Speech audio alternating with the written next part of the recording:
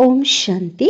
आज हम मधुर ईश्वरी महावाक्य साकार मुरली सुनेंगे 24 अप्रैल 2023 की।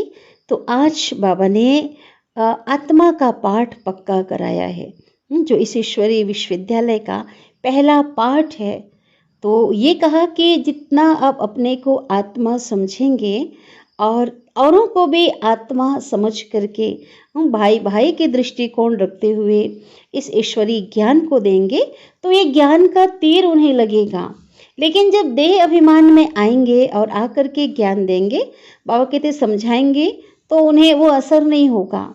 इसलिए बाबा ने कहा कि ये तो पक्का इसको आप बच्चों को करना है, क्योंकि आप बच्चों को घर वापस जाना है और आत्मा ही वापस जाएगी ना।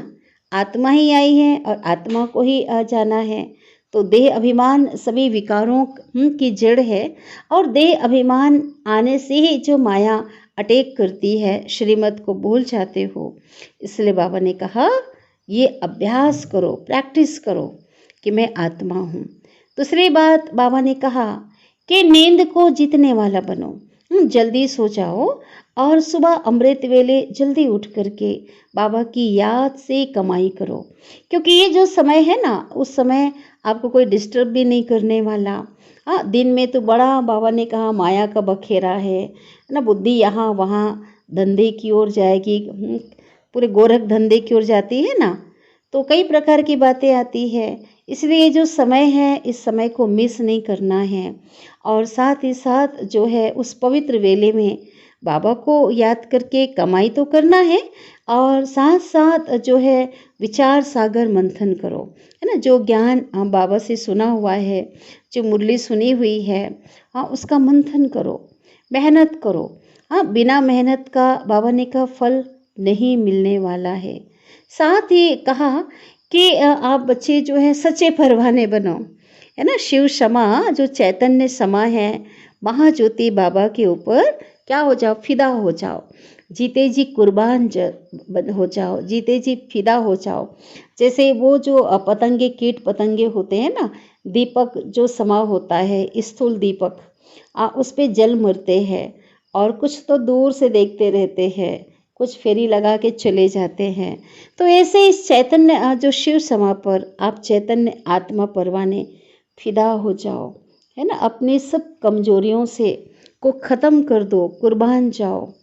और साथ ही साथ जो है फेरे लगाने वाले आप बच्चों को नहीं बनना है और किसी प्रकार का अपने अंदर बोझ नहीं रखो, है ना। मन में, बुद्धि में सारा बोझ बाबा को अर्पण कर दो, सौंप दो जिम्मेवारी। तो इतने जब हल्के बनेंगे तभी बाबा के साथ जा सकेंगे। बाबा ने बहुत अच्छी बात कही, ऐसे बच्चों को मैं अपने पलकों पर बिठाकर ले जाऊंगा जो हल्के होंगे, है ना। लेकिन जो बच्चे भारी होंगे वो यही रह जाएंगे और विकर्म विनाश नहीं करेंगे, बाबा की श्रीमत पे नहीं चलेंगे तो सजा खानी पड़ेगी, बहुत सजा खानी पड़ेगी। तो बाबा ने बहुत अच्छी बात कही कि तुम बच्चे, मैं सदगुरु बाबा जो है सदगुरु है ना। दुनिया वालों की बात बाबा कह रहे थे, वो जो गुरु है वो खुद पवित्र रहते हैं, लेकिन उनके जो शिष्य हैं, गृहस्थी जो शिष्य हैं, उनको ये नहीं कहेंगे कि आप विकारों का त्याग करो, पवित्र बनो, तब हमारे पास आओ। लेकिन बाबा कहते मैं जो है उनको फॉलोअर कहता हूँ, जो श्रीमत पर चलकर जो पवित्र बनते हैं वो मेरे फॉलोअर हैं। लेकिन जो श्रीमत पे चलकर जो पवित्र नहीं बनते, विकारों का त्याग नहीं करते, शिव बाबा ने कहा वो मेरे फॉलोअर नहीं हैं। और जब मेरे श्रीमत को भूलते हो, है ना, श्रीमत पे नहीं चलते, मेरी याद जब भूल जाती है, तभी जो माया है क्या करती है, तो ये माया जो है अटैक करती है, कहा बाबा ने, है ना। इसलिए जो है माया से बचना है तो बाबा कहते हैं मुझे याद करो और श्रीमत को आगे रखो। फिर बाबा ने कहा हिम्मत को कभी भी नहीं छोड़नी है। अगर हिम्मत रखेंगे तो बाबा की पदम गुणा मदद मिलेगी और सर्व की मदद मिलेगी। तो खुद भी हिम्मतवान बनना है, निडर बनना है और औरों को भी क्या बनाना है, हिम्मतवान बनाना है। ज्ञान और योग बल से माया को क्या करना है, माया पर विजय प्राप्त करनी है। और बहुत प्यारी मुरली बाबा की अभी हम विस्तार से आज की मुरली को सुनते हैं, जो बहुत धारणा युक्त विशेष मुरली है। आज की मुरली का सार है, मीठे बाबा कहते हैं, मीठे बच्चे अपने दिल से पूछो, हम ज्ञान की खुशबू फैलाने वाले खुशबूदार फूल बने हैं। सदा अच्छी खुशबू फैलाते रहो। हर एक को परमात्मा ज्ञान, परमात्मा संदेश देना है। प्रश्न है, किन बच्चों की अवस्था बहुत मस्त रहती है? दो प्रश्न है। किन बच्चों की अवस्था बहुत मस्त रहती है? गैलप करने का आधार क्या है? गैलप करना माना घोड़े की तरह सरपट भागना, रेस में विन करना। उसका आधार क्या है? उत्तर है, जो अच्छे अच्छे फूल हैं, जिनकी बुद्धि में ज्ञान का मंथन चलता रहता है, उनकी अवस्था बहुत मस्त रहती है। ज्ञान और योग की शिक्षा दे खुशबू फैलाने वाले बच्चे बहुत प्रफुल्लित रहते हैं। गैलप करने का आधार है सच्चे परवाने बनना। इस ज्ञान मार्ग में बहुत आगे बढ़ने का आधार क्या है? सच्चे परवाने बनना। सच्चे परवाने किसे कहते हैं? उस चैतन्य शिव क्षमा पर फिदा होने वाले, कुर्बान जाने वाले, वो है सच्चे परवाने। माया के तूफानों से सदा बचकर रहना, श्रीमत पर चलते रहना है। गीत बजा है, महफिल में जल उठी क्षमा परवानों के लिए, और प्रीत बनी है दुनिया में मर जाने के लिए। ओम शांति। बाबा पूछ रहे हैं, चैतन्य परवानों ने गीत सुना? परवाने कहो व फूल कहो, बात तो एक ही है। बच्चे समझते हैं हम सचमुच परवाने बने हैं, या फेरी लगाकर चले जाते हैं, क्षमा को भूल जाते हैं, है ना। बच्चे ही समझ सकते हैं। बाबा ने कहा, जैसे जो दीपक होता है ना, तो कई पतंगे आकर इसमें जल मरते हैं, है ना, और कई जो है चक्कर लगाते हैं दीपक के आसपास और चले जाते हैं, कोई दूर से देखते हैं। इसी प्रकार चैतन्य जो क्षमा है, शिव बाबा चैतन्य महाज्योति, वो है क्षमा, और हम जो है चैतन्य आत्मा है, उनके परवाने हैं। तो केवल फेरी लगा के चले जाने वाले हैं कि फिदा होने वाले हैं, ये बाबा कहते बच्चे ही क्या करते हैं? समझते हैं। हर एक को अपने दिल से पूछना है कि हम कहाँ तक फूल बने हैं। फूल अर्थात जिसके अंदर क्या हो? खुशबू हो, दिव्य गुणों की खुशबू हो, जो पवित्र बने हों और ज्ञान की खुशबू फैलाते हैं। दिल से पूछना है, कहा बाबा ने। अपने जैसा फूल किसको बनाया है? एक तो है क्या खुद फूल बने हैं, और खुद बने हैं तो क्या अपने जैसा किसको बनाया है? क्वेश्चन मार्क है। यह तो बच्चे जानते हैं। ज्ञान का सागर वह बाप है, शिव बाबा। उनकी कितनी खुशबू है, कितनी खुशबू है बाबा में, असीम असीम असीम, है ना। कि क्या कहेंगे जिसको, जिसकी कोई था नहीं पा सकते, है ना। सागर की तरह असीम खुशबू है। जो अच्छे फूल व परवाने हैं, उनकी भी जरूर अच्छी खुशबू आएगी और वह सदैव खुश रहेंगे। औरों को भी आप समान फूल व परवाने बनाएंगे, है ना। उस शिव क्षमा पर, चैतन्य समा पर क्या करेंगे? अन्य आत्माओं की सेवा कर उन्हें भी गुणवान बनाएंगे, और उन्हें भी क्या करेंगे? उन्हें भी फिदा करेंगे ना बाबा पे। फूल नहीं तो कलित बनाएंगे।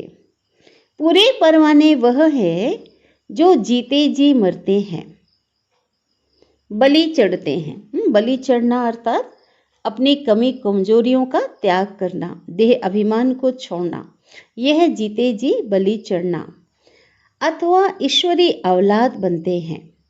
कोई साहूकार किसी गरीब के बच्चे को, बाबा एग्जाम्पल देकर समझा रहे हैं, गोद में लेते हैं तो बच्चे को उस साहूकार की गोद में आने से फिर वह माँ बाप ही याद आते रहते हैं, है ना। जिसकी गोद में गए हैं फिर क्या होता है, फिर गरीब की याद भूल जाएगी। जानते हैं कि हमारे गरीब माँ बाप भी हैं, परंतु याद किसको करेंगे? याद तो साहूकार माँ बाप को करेंगे, है ना, जिसने गोद लिया है, जिनकी इतनी प्रॉपर्टी है, जिससे धन मिलता है। सन्यासी साधु आदि हैं, वह भी साधना करते हैं, है ना। किस लिए करते साधना? मुक्ति धाम में जाने के लिए, है ना। क्योंकि यहाँ के जो सुख है उस सुख को कागविष्ठा के समान ना क्षण भंगुर समझते हैं, इसलिए वो साधना उस घर में जाने की करते हैं। सभी मुक्ति के लिए ही पुरुषार्थ करते हैं, परंतु मुक्ति का अर्थ नहीं समझते। बाबा ने हमें बहुत अच्छे से समझाया है ना मुक्ति का अर्थ। कोई कहते हैं ज्योति ज्योत समाएंगे, हम आत्मा ज्योति उस परमात्मा महाज्योति में उसमें क्या करेंगे, समा जाएंगे। कोई समझते हैं पार निर्वाण जाते हैं।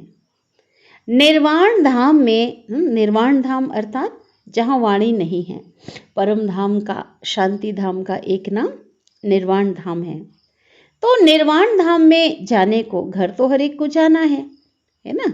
तो वहाँ जाने को ज्योति में समाना, वह मिल जाना नहीं कहेंगे, क्योंकि उस घर में तो जाके रहना होता है, समाना थोड़ी होता है।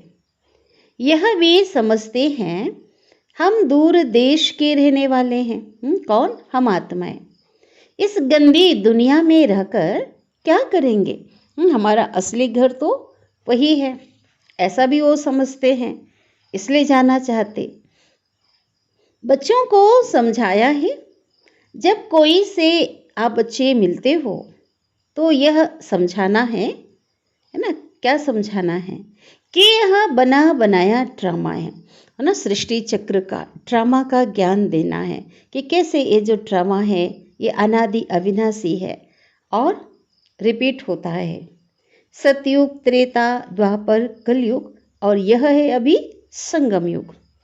सतयुग के बाद त्रेता का भी संगम होता है ना। दो युगों के बीच का जो युग है वो हर युग के बीच में एक संगम आ रहा है, क्योंकि वहाँ युग बदलता है। सतयुग से जब त्रेता आता है तो बीच में एक संगम आता है जहाँ परिवर्तन होता है। तो बाबा कहते हैं वहाँ युग बदलता है, परंतु यहाँ पे संगम युग में क्या होता है, यहाँ तो पूरा कल्प ही बदलता है। फिर से 5000 वर्ष का जो चक्र है नए सिरे से शुरू होगा। बाघ कोई युगे युगे नहीं आते। श्लोक है ना गीता में, जो भक्ति मार्ग की जो श्लोक है, कहते हैं ना संभवानी युगे युगे। तो धर्म ग्लानि के समय मैं आता हूँ, अधर्म का विनाश, सत्य धर्म की स्थापना करता हूँ। तो बाबा कहते हैं युगे युगे नहीं आते, हर युग में नहीं आते हैं, संगम युग में आते हैं, जैसे मनुष्य समझते हैं। बाबा कहते हैं जब सब तमो प्रधान बन जाते हैं, कलयुग का अंत होता है, ऐसे कल्प के संगम युग पर मैं आता हूँ। युग पूरा होता है ना, जो चक्र है वो पूरा हो जाता है। तो दो कला कम होती है, माना सतयुग की बात कह रहे हैं बाबा। बाबा संगम पे आते हैं और जैसे सतयुग पूरा होता है, त्रेता युग में प्रवेश करते हैं, है ना, तो क्या होता, दो कला कम होती। सतयुग में 16 कला जो आत्माएं, देव आत्माएं 16 कला संपूर्ण होते हैं, और जैसे वो युग पूरा होता है तो 2 कला कम हो जाती है। यह तो जब पूरा ग्रहण लग जाता है तब मैं आता हूँ, है ना। जैसे चंद्रमा 16 कला संपूर्ण होती है ना, 16 कला कहते हैं। पूर्णिमा के दिन चांद एकदम गोल होता है, कभी कभी थोड़ा सा ग्रहण लगता है, अर्ध चंद्रमा ग्रहण कहते हैं ना, अर्ध चंद्र ग्रहण, कभी हाँ जब पूरा लग जाता है पूर्ण चंद्र ग्रहण कहते हैं। तो बाबा कहते इसी प्रकार आत्मा को भी जब ग्रहण लगता है ना माया का, विकारों का, तो बाबा कहते जब 2 कला कम होती तो मैं नहीं आता हूँ, फिर और आधी हो जाती है 8 कला तो भी मैं नहीं आता हूँ। लेकिन जब पूरा ग्रहण लग जाता है ना, आत्मा पूरी तरह विकारी बन जाती, तमोगुणी बन जाती है, तब मैं आता हूँ। मैं युगे युगे नहीं आता हूँ। यह बाप बैठ, शिव बाबा बैठ परवानों को समझाते। हम आत्मा रूपी परवानों को ये समझा रहे हैं। परवानों में भी नंबरवार हैं। कोई तो जल मरते हैं, माना भगवान बे परमात्मा पे क्या जाते, कुर्बान जाते हैं, है ना। तो इसको कहते हैं कोई तो जल मरते हैं। और फिर क्या होता है, कोई फेरी पहन के चले जाते हैं। बहुत सी आत्माएं आती हैं, ज्ञान सुनती हैं और चली जाती हैं। श्रीमत पर चल नहीं सकते इसलिए चले जाते हैं। अगर कहाँ श्रीमत पर नहीं चले तो फिर माया क्या करेगी, पछाड़ती रहेगी। बाबा ने बताया है माया कब अटैक करती है, माया कब घुसे लगाती है, पछाड़ती है, जब बाप के श्रीमत पर नहीं चलती। श्रीमत का बहुत गायन है। श्रीमत भागवत गीता कहा जाता है ना। शास्त्र तो बाद में बैठ बनाए हैं। उस समय मनुष्यों की बुद्धि रजो तमो होने के कारण समझते हैं श्री कृष्ण द्वापर में आया। श्री कृष्ण तो सतयुग का राजकुमार है, परमात्मा की प्रथम रचना। लेकिन उसे क्या समझते हैं, कहाँ ले गए मनुष्य आत्माएं, रजो और तमो और गुणी बुद्धि होने के कारण श्री कृष्ण को द्वापर में ले गए। जबकि वहाँ से तो आत्मा के अंदर गिरावट आनी शुरू होती है ना। देव आत्माएं तो वहाँ से वाम मार्ग में चली जाती हैं। तो कहते श्री कृष्ण द्वापर में आया। बाप कहते हैं, है ना, शिव बाबा कहते हैं मैं आता ही तब हूँ जब आदि सनातन देवी देवता धर्म वाले मनुष्य गुम हो जाते हैं। परंतु यह भूल जाते हैं कि हम ही देवी देवता धर्म वाले थे। गुम हो जाना माना वाम मार्ग में आ जाते। उनके गुण कलाएं इतनी कम हो जाती है जो वो देवता नहीं कहलाते हैं, है ना, पुजारी बन जाते हैं, अपना हिंदू धर्म कह देते हैं। यह कड़े से कड़ी भूल है।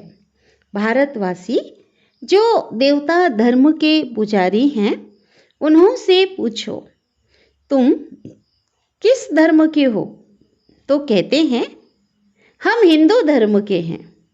अरे तुम पूजते किसको हो, देवी देवताओं की पूजा करते ना। भारतवासी अपने धर्म को ही नहीं जानते। बाबा कहते देखो अन्य धर्म की जो आत्माएं हैं अपने धर्म को नहीं भूलती हैं, है ना, अपने धर्म को वो जानती हैं, मानकर चल रही हैं। और आप बच्चे, बाबा कहते भारतवासी अपने धर्म को ही नहीं जानते। तो यह भी ड्रामा में नूंद है ना। भूलना भी क्या है, बाबा कहते ड्रामा में नूंद है। जब भूले ना आप बच्चे, जब भूले तब तो फिर से आकर के मैं आदि सनातन देवी देवता धर्म की स्थापना करूं। सतयुग में है ही एक धर्म। यह बातें बाप बैठ समझाते हैं। जो विश्व के मालिक थे, जो आत्माएं विश्व के मालिक थे, देव आत्माएं थे, वह खुद ही भूल जाते हैं। तो बाकी औरों की बात क्या, है ना। बाबा कहते जो प्रथम जो पूर्वज आत्माएं हैं सबकी आदि आत्माएं ही भूल जाते हैं, तो बाकी औरों की तो बात ही क्या है। यह एक ही बाप है, परमात्मा पिता है, जो आकर के दुख धाम से निकाल कर सुख धाम का, सतयुगी दुनिया का मालिक बनाते हैं। तुम कहेंगे अभी हम नर्क के मालिक हैं। दुनिया को तमो प्रधान तो बनना ही है ना। कैसे, क्योंकि परिवर्तन सृष्टि का नियम है। हर नई चीज को पुरानी होनी है ना। ये दुनिया भी क्या होती, सतो रजो तमो, इस स्टेजेस को तो पार करना ही है। सब पतित हैं, तब तो पावन के आगे जाकर के नमस्ते करते हैं, मंदिरों में जाते हैं, देवताओं के आगे जाकर के झुकते हैं और अपने को क्या कहते, मैं पतित हूँ, मैं नीच हूँ, पापी हूँ, आप सर्वगुण संपन्न हैं, ऐसा कहते हैं ना। हम पे तरस खाओ। और परमात्मा की यादगार शिव मंदिर में भी जाते हैं।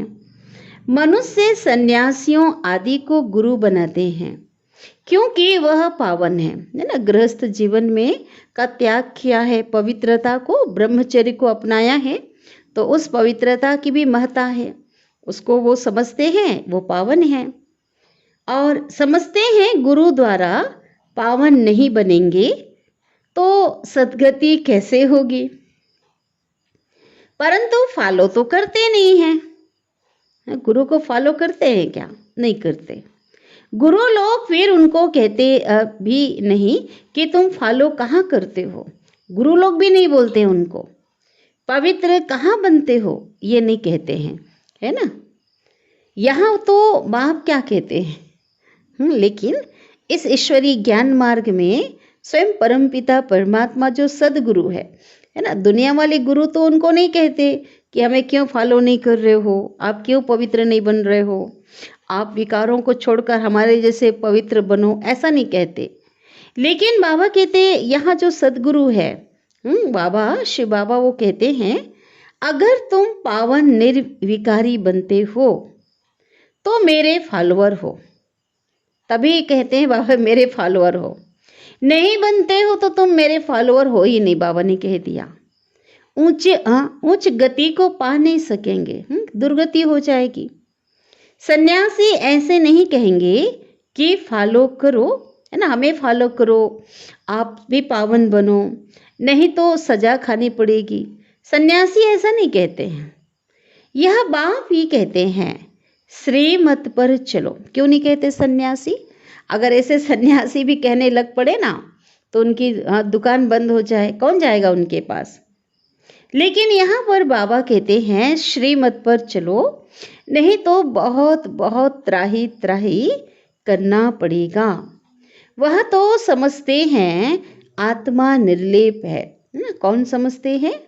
सन्यासी आदि समझते हैं और मनुष्य भी जो समझते हैं कि हम जो पाप आदि करते हैं ना, क्योंकि आत्मा का तो ज्ञान नहीं है, देह अभिमान में है, अपने को शरीर समझकर चलते हैं, तो समझते हैं कि हम जो पाप करते हैं ना, जो भी हमसे विकर्म होता है, उसका लेप चेप शरीर पे लगता है, आत्मा पे नहीं लगता।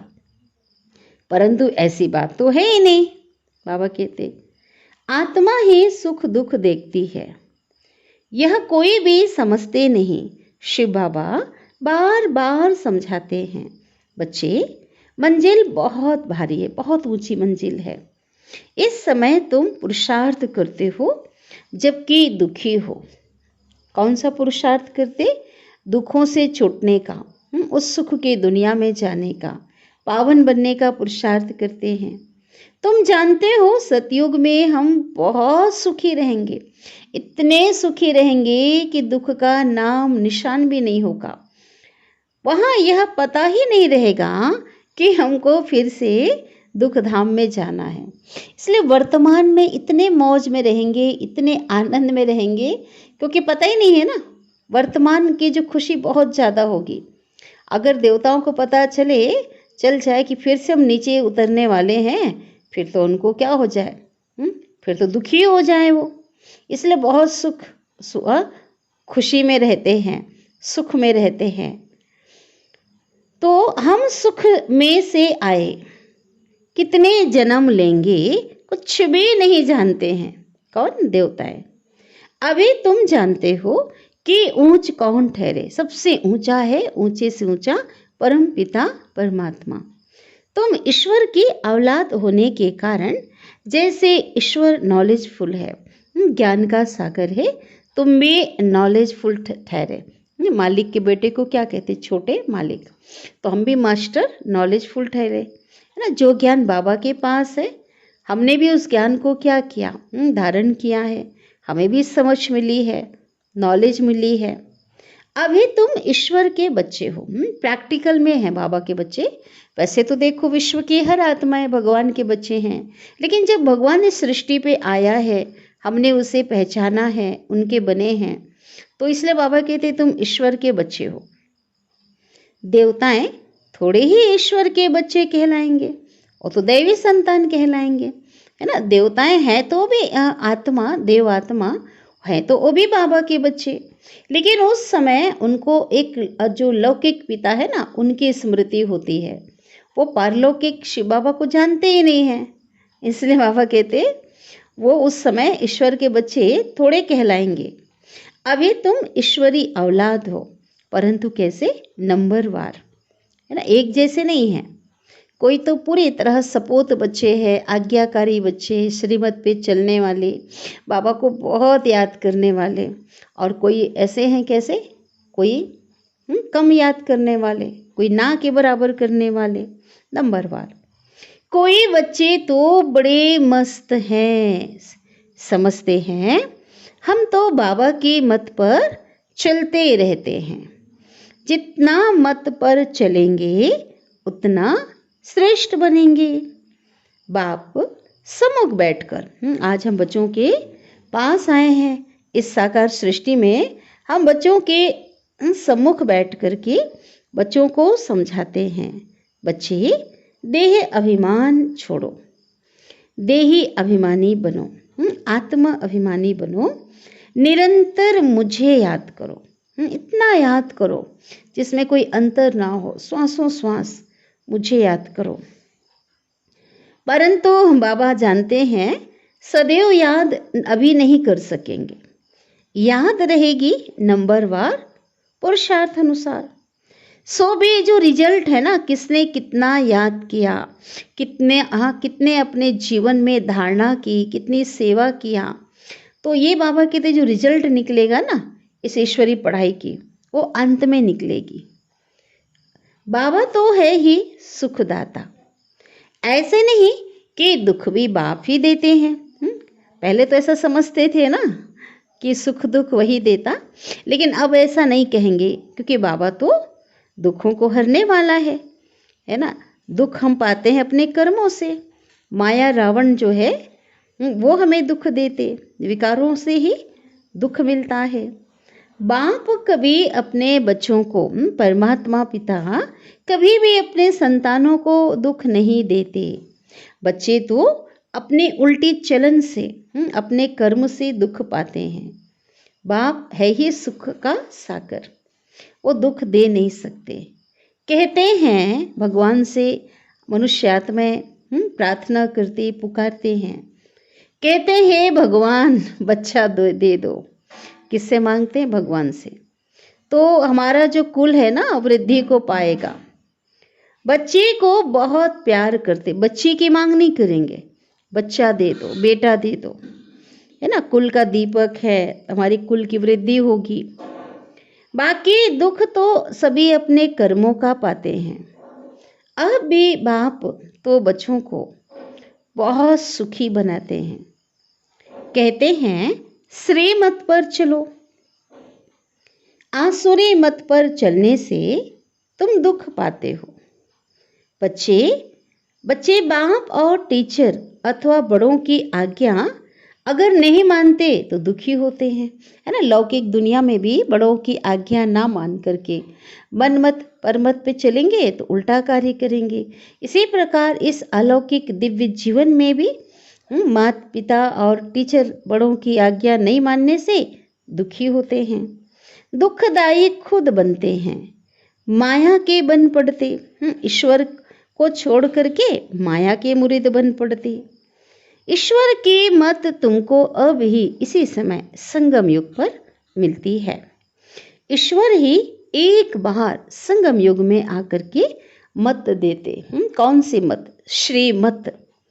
माया तो आधा कल्प से है ना। द्वापर काल से माया का राज्य प्रारंभ हुआ, उस समय से माया है। वो माया अपनी मत देती रहती है। जो माया के मत पर चलते हैं वो 100% दुर्भाग्यशाली बन पड़ते हैं। तो जो अच्छे अच्छे फूल हैं वह इसी खुशी में सदैव मस्त रहेंगे। कौन मिला, हम क्या बनने वाले हैं, हम कौन थे, तो नंबरवार है ना। परवाने कोई तो बाप के क्या करते हैं, कोई कोई जो परवाने हैं बाप के बन करके बाप के श्रीमत पर चल पड़ते हैं, बने और श्रीमत पे चलने लग पड़ते हैं।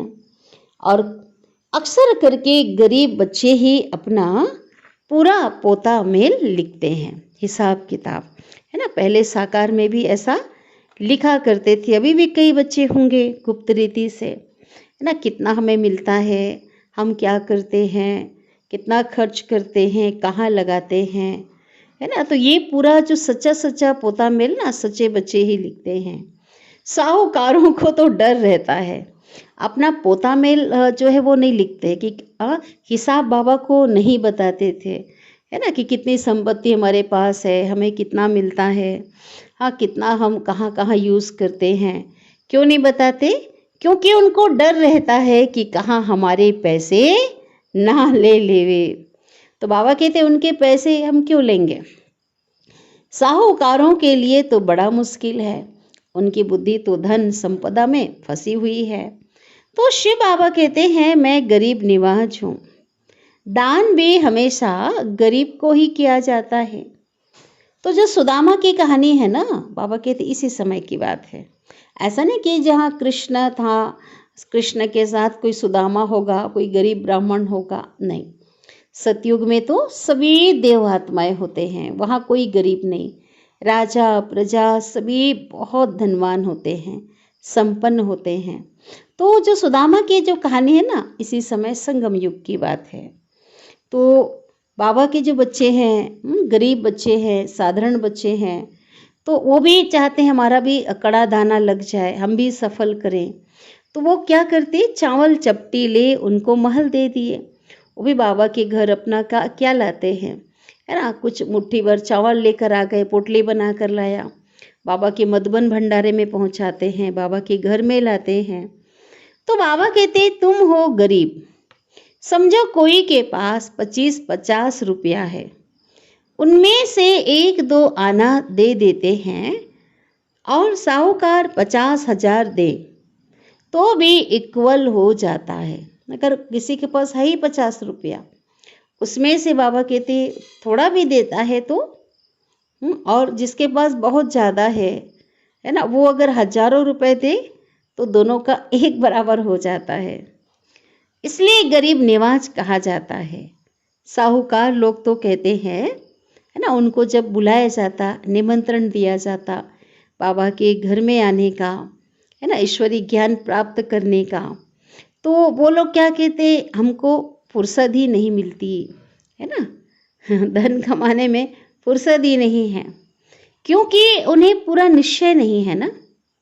तुम हो गरीब, गरीबों को धन मिलने से खुशी होती है।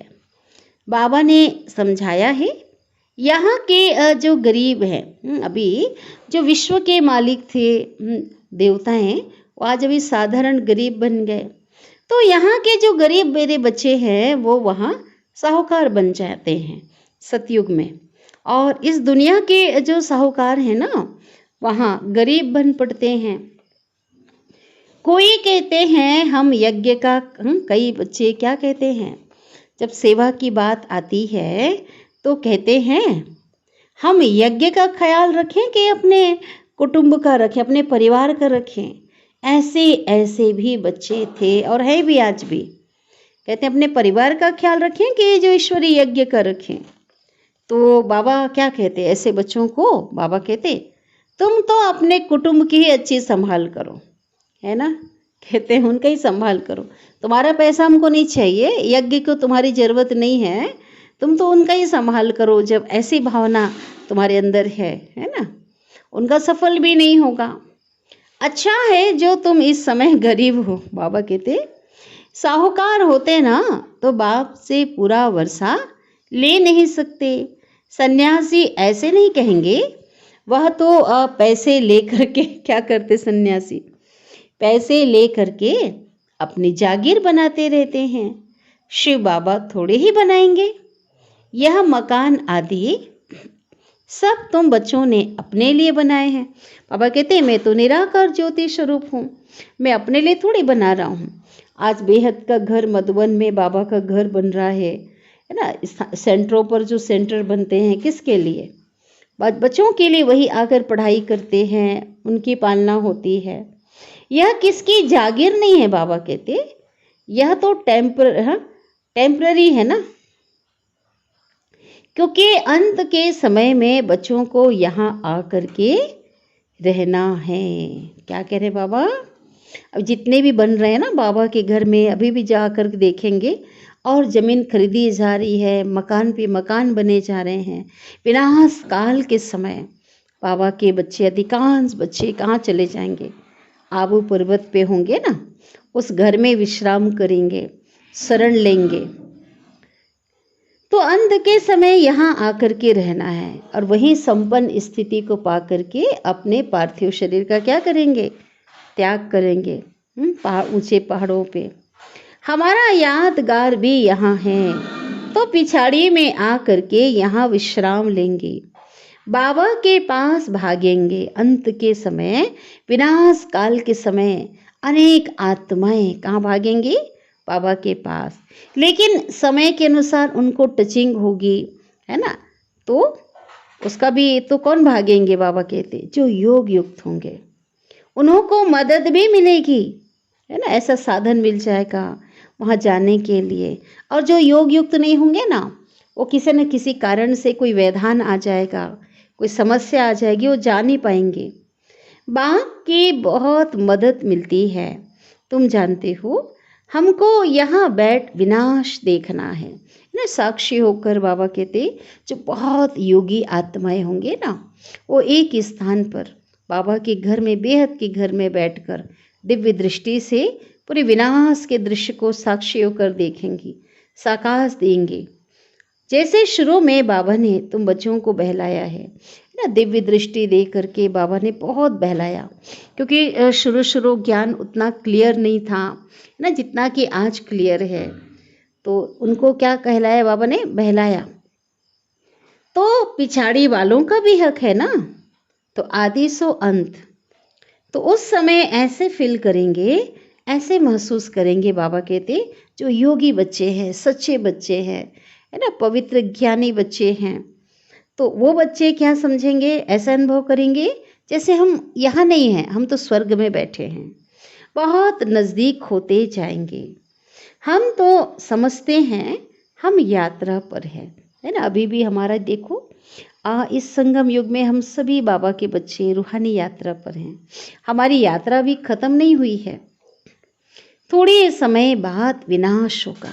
अब वो घड़ी तो आ चुकी है, कुछ साल बस शेष है। हम जाकर प्रिंस प्रिंसेस बनेंगे, है ना, शहजादा शहजादी कहेंगे, राजकुमार राजकुमारी। किस्म किस्म के फूल हैं, बाबा के बच्चे भी अलग अलग प्रकार के फूल हैं। हर एक की खुशबू अलग अलग है, हर एक की रंग रौनक अलग अलग है। हर एक बच्चे को समझना चाहिए मैं कितने को ज्ञान की खुशबू दे रहा हूँ, किसको ज्ञान और योग की शिक्षा देता हूँ, ये समझना है। किसको देता भी हूँ? जो सर्विस करते हैं वह अंदर में प्रफुल्लित रहते हैं। बाबा जान जाते हैं यह किस अवस्था में रहते हैं, इनकी अवस्था कहाँ तक गैलप करेगी। गैलप उनकी अवस्था करेगी, है ना, माना घोड़े की तरह सरपट भागना, है ना, रेस में एकदम तेज भागना जिसको कहेंगे। तो उनकी अवस्था करेगी जो परवाना बन चुका होगा। बाबा समझाते हैं परवाना बन चुका होगा माना बाबा पे जो एकदम फिदा हो जाएगा, जीते जी जो मरने वाला होगा। बाबा समझाते हैं माया के तूफान तो आएंगे ही। बाबा ने कभी नहीं कहा कि नहीं आएंगे, माया के तूफान तो आएंगे ही। बाबा समझाते हैं माया के तूफान तो आएंगे ही, लेकिन अपने को उनसे बचाना है। अपने को क्या करना है? माया से बचाव करना है। कैसे? ज्ञान बाबा ने दिया है ना, माया की नॉलेज दी है, कैसे माया किस रूप में लेकर के आएगी, माया का कौन कौन सा रूप होगा, और आपको उस कैसे आपको बचना है ना। ज्ञान की कौन सी बातें यूज़ करनी है योग के द्वारा। तो ज्ञान योग से अपने को बचाना है। सन्यासी तो कभी भी नहीं कहेंगे कि स्त्री पुरुष गृहस्थ में रहते ही पवित्र होकर दिखाओ। क्यों? क्योंकि वह ऐसा सन्यास करा ना सके, उन्होंने खुद ही ऐसा सन्यास नहीं किया है ना, तभी तो छोड़ के गए हैं ना वहाँ पे। उनका है ही रजो प्रधान सन्यास निवृत्ति मार्ग का। हठ योग सन्यास तो मनुष्य को सिखलाते आए हैं। अभी यह राजयोग परमपिता परमात्मा आकर के आत्माओं को सिखलाते हैं। आत्मा को ज्ञान है ना कि मैं आत्मा अपने इस आत्मा भाई को समझाता हूँ। अब बाबा कहते ज्ञान जो मिला है उसको यूज़ करना है।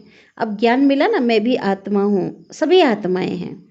तो जब किसी को ज्ञान दे तो शरीर सामने तो शरीर है, लेकिन शरीर में भी आत्मा को देखते हुए आत्मिक भाव से ज्ञान देना है।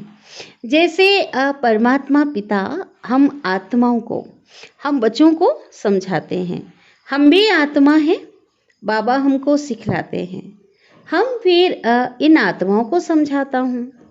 परंतु यह आत्मा पने का निश्चय ना होने के कारण अपने को मनुष्य समझ मनुष्य को समझाते हैं। निश्चय नहीं होता है तो क्या करते, देह समझकर देह भान में आकर मनुष्य को समझाते। तो शिव बाबा कहते हैं हम तो आत्माओं से ही बात करते है ना। बाबा कहते मैं कोई देहधारी से बात नहीं करता हूँ, मैं आप आत्माओं से बात करता हूँ। मैं परमात्मा तुम आत्माओं से बात करता हूँ। तुम कहेंगे हम आत्मा सुनती हैं और हम आत्मा अन्य आत्माओं को सुनाती हैं। ऐसे तुम देही अभिमानी होकर के अगर आत्मा अभिमानी होकर के किसको भी ज्ञान सुनाएंगे तो वह तीर झट लग जाएगा। अगर खुद ही देही अभिमानी नहीं रह सकते हैं, है ना, आत्म अभिमानी नहीं बन सकते तो औरों को धारणा करा नहीं सकेंगे, है ना। धारणा कब कराएंगे, जब खुद करेंगे तब। यह बड़ी ऊंची मंजिल है। बुद्धि में यह रहना चाहिए हम इन आर्गन्स से सुनते हैं, इस शरीर द्वारा इस शरीर से सुनते हैं।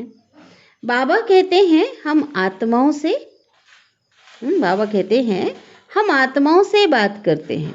और बच्चे क्या कहेंगे, हम आत्माएं ब्रदर्स से बात करते, हम आत्माएं आत्मा भाई से बात करते। तो शिव बाबा कहते हम आत्माओं को समझाता हूँ, बात भी करता हूँ और समझाता हूँ। बाबा का फरमान है, आज्ञा है बच्चे, अशरीरी अर्थात देही अभिमानी बनो और देह अभिमान को छोड़ दो। तुम तो आत्मा हो, है ना। 63 जन्मों का जो संस्कार है उसको छोड़ दो, मुझे याद करो। यह बुद्धि में आना चाहिए हम आत्मा से बात करता हूँ, ना कि शरीर से। भल कोई फीमेल है ना, शरीर से कोई स्त्री का शरीर है, नारी का है, लेकिन उनकी भी आत्मा से बात करता हूँ। इतना अभ्यास होना चाहिए, इतने प्रैक्टिस होनी चाहिए। तुम बच्चे समझते हो हम बाबा के तो बन गए हैं, परंतु नहीं, है ना, बाबा के तो बन गए, परंतु इसमें भी बड़ी सूक्ष्म बुद्धि चलती है। मैं आत्मा समझाता हूँ, यह बुद्धि में आता है। ऐसे नहीं कि मैं फलाने को समझाता हूँ, और कहते नहीं, सूक्ष्म में भी ऐसा नहीं आना चाहिए। नहीं, यह हमारा भाई है। शरीर भले स्त्री का है, लेकिन वो भी आत्मा रूप में कौन है, आत्मिक दृष्टि से आत्मा भाई है। इनको रास्ता बताना है, ये आत्मा समझ रही है। तो जब ऐसे समझाओगे ना, तभी आत्मा को तीर लगेगा। देह को देखकर सुनाते हैं तो आत्मा भी नहीं सुनती है ना। वो बाबा कहते वो असर नहीं होता। पहले ही वार्निंग दो अपने आप को, बाबा कहते चेतावनी दो कि मैं आत्मा से बात करता हूँ। आत्मा को ना मेल कहेंगे ना फीमेल कहेंगे, आत्मा तो न्यारी है। मेल फीमेल तो शरीर पर नाम पड़ता है। जैसे ब्रह्मा सरस्वती को मेल फीमेल कहेंगे, वह ब्रह्मा सरस्वती को मेल फीमेल कहेंगे, शंकर पार्वती को मेल फीमेल कहेंगे, लेकिन शिव बाबा को ना मेल ना फीमेल कहेंगे। तो बाबा, क्योंकि निराकार है ना बाबा, तो बाप आत्माओं को समझाते हैं। यह बड़ी मंजिल है। बाबा की आत्मा इनको समझाती है। किनको समझाती? ब्रह्मा को, है ना। शिव बाबा की आत्मा ब्रह्मा तन में आकर पहले ब्रह्मा को समझाती, फिर हम बच्चों को। आत्मा को इंजेक्शन लगाना है, कौन सा? ज्ञान का, देही अभिमानी स्थिति का, कि मैं आत्मा हूँ, ये भी ज्ञान है ना। तब देह अभिमान टूटता है। नहीं तो खुशबू बाबा कहते नहीं निकलती। देह भान अगर होगा तो बदबू आएगी विकारों की। और खुशबू कब आएगी? जब आत्म अभिमानी समझेंगे। और देह अभिमान अगर होगा तो ताकत नहीं होगी, आत्मा के अंदर ताकत नहीं आएगी। हम आत्मा से बात करते हैं, आत्मा सुनती है। तो शिव बाबा कहते हैं तुमको वापिस घर जाना है ना। कौन किसको जाना है? शरीर को तो नहीं जाना है ना, आत्मा ही आई है, आत्मा को ही जाना है। इसलिए आत्म अभिमानी भव, देही अभिमानी बनो। देही मना आत्मा अभिमानी बनो, मन मना भव, मन को मुझ में लगा दो। फिर ऑटोमेटिकली मध्याजी भव आ जाता है। बाबा को याद करते हैं तो लक्ष्य भी याद आ जाता है। मूल बात है मन मना भव, बाप को याद करो। भल कहते तो सभी हैं कि भगवान को याद करो, परंतु भगवान को तो जानते ही नहीं, है ना। दुनिया में किसी को नहीं पता। खास कहते हैं ईश्वर को याद करो, है ना। हर किसी को याद दिलाते, लेकिन कितनी बड़ी बात है ना। ये बहुत समझ की बात है। भगवान को तो जानते ही नहीं है। श्री कृष्ण को व किसी देवता को याद नहीं करना है ना। उस रीति से सम्मान करना है नॉलेज के हिसाब से, लेकिन उसे याद करके हमारी विकर्म विनाश होंगे या शक्ति मिलेगी, तो वो कहते ऐसा नहीं, याद नहीं करना, है ना। सम्मान करो, वो अलग चीज़ है। अभी तुम बच्चों को बड़ी सूक्ष्म बुद्धि मिलती है। सवेरे उठकर विचार सागर मंथन करना है, दिन में सर्विस करनी है, क्योंकि कर्म योगी हो। लिखा हुआ भी है ना, नींद को जीतने वाले बनो। रात को जाग कर कमाई करो, माना जल्दी सो जाओ और जल्दी 2 बजे उठो और अविनाशी कमाई बाबा की याद से जमा करो। दिन में तो माया का बड़ा बखेरा है, कितने गोरख धंधे में, काम काज में बुद्धि फंसी रहती है। और सुबह सुबह बाबा कहते फ्री रहते हो उस समय। अमृत वेले आह का जो समय होता है ना, वायुमंडल बहुत अच्छा रहता है। बाबा को यह तो लिखते नहीं हैं। बाबा कहते पत्र, जो बच्चे मेरे पास समाचार नहीं देते, लिखते नहीं हैं कि फलाने टाइम पर उठकर विचार सागर मंथन हम बच्चे करते हैं। तो बाबा कह रहे हैं कि बच्चे बाबा को ये नहीं लिखते हैं कि फलाने टाइम पर उठ कर के विचार सागर मंथन करते हैं। इसमें बड़ी मेहनत है, मेहनत तो करना है ना। बिना मेहनत के फल की प्राप्ति तो हो नहीं सकती। इतना ऊंचा पद है तो थोड़ी मेहनत तो करनी पड़ेगी ना। विश्व का मालिक बनते हैं तो जरूर थोड़ी मेहनत भी तो करनी पड़ेगी। अच्छा, अभी हम मीठे बाबा से याद प्यार ले लेते हैं।